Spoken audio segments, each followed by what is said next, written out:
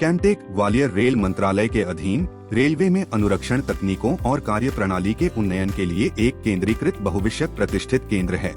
यह केंद्र रेलवे के विभिन्न स्थापनाओं, उपकरणों एवं प्रणालियों के रखरखाव के लिए तकनीकी पुस्तकों व मैनुअल इत्यादि प्रकाशित करता है एवं सेमिनार, वेबिनार के माध्यम से प्रशिक्षण भी प्रदान करता है, जिससे सिस्टम की विश्वसनीयता और दक्षता में सुधार करने में तकनीकी स्टाफ को सहायता मिल सके। यह 132 kV से 27 kV conventional railway traction sub station के उपकरणों के रखरखाव की वीडियो श्रृंखला में यह वीडियो लाइटनिंग अरेस्टर (LA) के रखरखाव और परीक्षण से संबंधित है। इस वीडियो में 132 kV एवं 25 kV के सर्किट में लगाए गए लाइटनिंग अरेस्टर की कार्यप्रणाली और रखरखाव के समय की जाने वाली गतिविधियों के साथ साथ टेस्टिंग को भी शामिल किया गया है। लाइटनिंग अरेस्टर की मूलभूत संरचना। लाइटनिंग अरेस्टर पोर्सलेन हाउसिंग के अंदर लगे कई नॉनलीनियर रजिस्टर ब्लॉकों से मिलकर बना होता है। यह इस तरह से बना होता है कि यह पूरी तरह से एयर टाइट हो, जिससे पोर्सलेन हाउसिंग के अंदर नमी का प्रवेश न हो सके। लाइटनिंग अरेस्टर के कनेक्शन।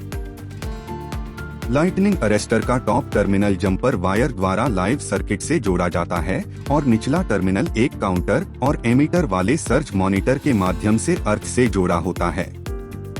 यदि LA मेन गैंट्री पर OHE फीडरों के लिए लगाया गया है तो एक डिस्कनेक्टर असेंबली के माध्यम से 25 kV के OHE फीडर लाइन को LA के टॉप टर्मिनल से जोड़ा जाता है। 42 kV से अधिक वोल्टेज रेटिंग के LA के साथ एक सर्कुलर मेटल गार्ड रिंग भी लगाई जाती है, जिससे इलेक्ट्रोस्टैटिकली वोल्टेज ग्रेडियंट को कम किया जा सके। लाइटनिंग अरेस्टर की कार्यप्रणाली। LA कर्षण वितरण प्रणाली में लाइटनिंग व स्विचिंग के कारण उत्पन्न होने वाले ओवर वोल्टेज सर्ज से सुरक्षा प्रदान करता है। सिस्टम की सामान्य वोल्टेज स्थिति में LA का अर्थ रेजिस्टेंस बहुत अधिक होता है और यह एक ओपन सर्किट की तरह कार्य करता है। ओवर वोल्टेज सर्ज की स्थिति में मेटल ऑक्साइड प्रकार के LA का रेजिस्टेंस इसकी उच्च non uniform voltage current characteristic के कारण बहुत तेजी से कम हो जाता है। ओवर वोल्टेज सर्ज कम रेजिस्टेंस मार्ग के माध्यम से अर्थिंग में सुरक्षित रूप से डाइवर्ट हो जाती है। ओवर वोल्टेज या स्विचिंग सर्ज के जाने के बाद यह फिर से रेजिस्टिव प्रॉपर्टी को पुनर्स्थापित कर लेता है। लाइटनिंग अरेस्टर की लोकेशन। लाइटनिंग अरेस्टर TSS में निम्न स्थानों पर लगाए जाते हैं: मुख्य गैंट्री पर डिस्कनेक्टर असेंबली के साथ, HV सर्किट में ग्रेडिंग रिंग के साथ, TR के सेकेंडरी सर्किट और कैपेसिटर बैंक सर्किट में डिस्कनेक्टर के बिना। लाइटनिंग अरेस्टर की वोल्टेज रेटिंग। ये लाइटनिंग अरेस्टर इन विभिन्न रेटिंगों में उपयोग किया जाता है। लाइटनिंग अरेस्टर का रखरखाव। लाइटनिंग अरेस्टर का रखरखाव अलग अलग समय अवधि में निम्न शेड्यूलों में किया जाता है: अर्धवार्षिक और वार्षिक। अर्धवार्षिक शेड्यूल। अर्धवार्षिक शेड्यूल में थर्मल स्कैनिंग करें। वार्षिक शेड्यूल। वार्षिक शेड्यूल में अर्धवार्षिक के अलावा किए जाने वाले कार्य जैसे कि insulator, terminal connectors, earthing connection इत्यादि की जांच करना और डिस्कनेक्टर असेंबली सही है या नहीं एवं IR वैल्यू और लीकेज करंट आदि को मापना, सर्च मॉनिटर का इंडिकेटर सही काम कर रहा है या नहीं इसकी जांच करना जैसे कार्य किया जाना शामिल है। रखरखाव से पहले ध्यान दी जाने वाली सुरक्षात्मक सावधानियां।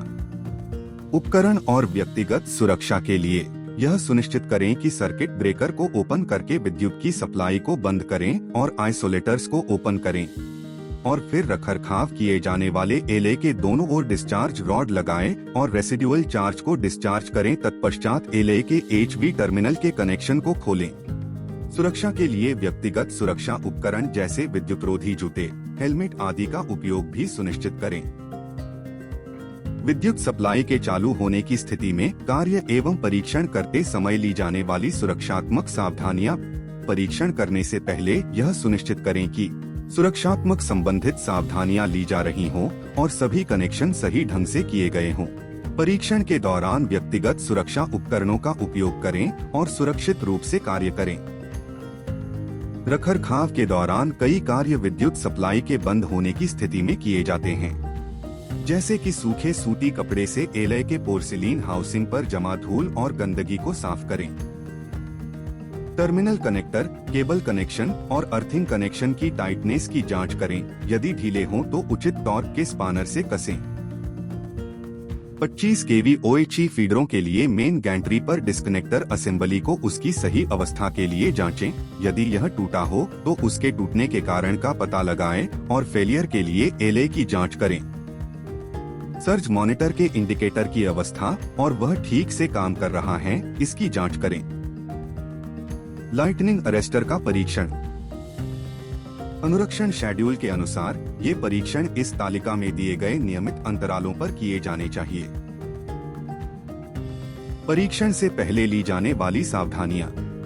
परीक्षण करते समय निम्नलिखित सावधानियों का पालन किया जाना चाहिए। एलए का इंसुलेशन रेजिस्टेंस परीक्षण। इस परीक्षण का मुख्य उद्देश्य एलए के इंसुलेशन की स्थिति को जानना है। यह एक डीसी वोल्टेज इंजेक्शन परीक्षण है और इस परीक्षण के लिए हमें 5 kV, 2.5 kV और 500 वोल्ट के इंसुलेशन टेस्टर की आवश्यकता होती है। परीक्षण की प्रक्रिया। यहाँ हम HV व अर्थिंग के मध्य 42 kV रेटेड एलए का परीक्षण कर रहे हैं। सबसे पहले HV की तरफ का कनेक्शन खोलें।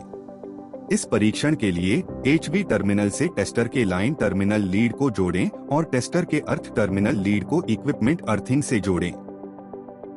उसके बाद सभी कनेक्शनों की जांच करें और टेस्टर में डीसी वोल्टेज के स्तर को 2.5 kV रखें। अब सेटअप परीक्षण करने के लिए तैयार है।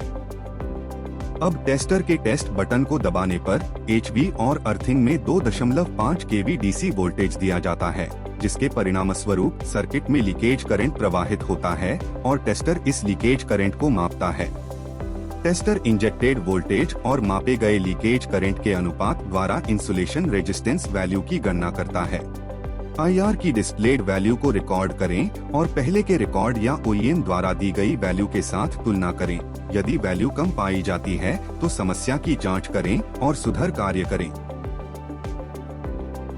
निम्नलिखित संयोजन के लिए भी यह परीक्षण करना सुनिश्चित करें। परीक्षण डेटा को आगे की जांच और भविष्य में तुलनात्मक अध्ययन के लिए इस प्रारूप में दर्ज किया जा सकता है। लीकेज करंट का मापन। इस परीक्षण को विद्युत सप्लाई के चालू होने की स्थिति में करें तथा सप्लाई के चालू स्थिति में कार्य करने के लिए ली जाने वाली सभी सुरक्षात्मक सावधानियों को सुनिश्चित करें। लीकेज करंट में दो कंपोनेंट होते हैं, एक कैपेसिटिव लीकेज करंट और दूसरा resistive leakage current. Capacitive leakage current nonlinear metal oxide रेजिस्टरों की वोल्टेज करंट कैरेक्टरिस्टिक में परिवर्तन के कारण नहीं बदलता है, जबकि resistive leakage current nonlinear metal oxide रेजिस्टरों की वोल्टेज करंट कैरेक्टरिस्टिक में परिवर्तन का एक सेंसिटिव संकेतक है। रेजिस्टिव लीकेज करंट में थर्ड हार्मोनिक सबसे बड़ा कंपोनेंट होता है। इसका उपयोग मुख्यतः मेटलऑक्साइड रेजिस्टरों में आ रहे परिवर्तन को जानने के लिए सबसे अधिक किया जाता है। परीक्षण की प्रक्रिया। यह परीक्षण वोल्टेज हार्मोनिक्स कंपनसेशन के साथ थर्ड ऑर्डर हार्मोनिक विश्लेषण पर आधारित है।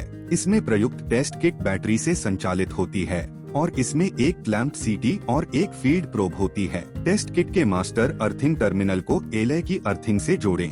इसके बाद सर्ज मॉनिटर व एलए के निचले हिस्से को अर्थिंग से जोड़ने वाली केबल पर वायरलेस सीटी क्लैंप को कनेक्ट करें। याद रखें कि क्लैंप सीटी को सर्ज मॉनिटर से पहले जोड़ें। एक व्यक्ति इंसुलेटिंग रॉड से जुड़ी एक वायरलेस फील्ड प्रोब को पकड़कर सभी सावधानियों के साथ एलए बॉटम पार्ट के पास लगाए रखें। उसके बाद टेस्ट शुरू करें। लीकेज करंट व उसके अन्य कंपोनेंटों के साथ सप्लाई में उपस्थित हार्मोनिक्स को क्लैंप सीटी और फील्ड प्रोब द्वारा मापा जाता है और यह एकत्र किया हुआ डाटा टेस्ट किट भेज दिया जाता है। डेटा प्राप्त करने के बाद किट कुल लीकेज करंट और लीकेज करंट के रेजिस्टिव कंपोनेंट और resistive third harmonic component leakage current को दर्शाती है। लीकेज करंट की वैल्यू को रिकॉर्ड करें और लीकेज करंट में अचानक आए अधिक बदलाव की स्थिति में संबंधित लाइटनिंग अरेस्टर को उसकी विस्तृत जांच करने के लिए सर्किट से बाहर निकालें व जांच कर सुधार कार्य करें।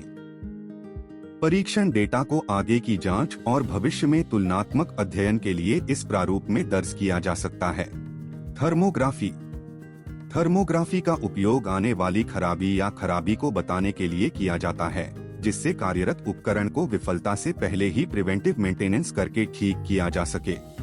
चूंकि यह विश्लेषण परिवेश के तापमान के बजाय सब कंपोनेंटों के रिलेटिव तापमान पर आधारित है, इसलिए पूरी असेंबली की ही तस्वीरें ली जानी चाहिए। जांच रात के समय की जानी चाहिए व संबंधित उपकरण को लोड पर रखें। तापमान में परिवर्तन की सीमा और फॉल्ट के सुधार की अवधि इस तालिका में दी गई है। परीक्षण डेटा को आगे की जांच और भविष्य में तुलनात्मक अध्ययन के लिए इस प्रारूप में दर्ज किया जा सकता है।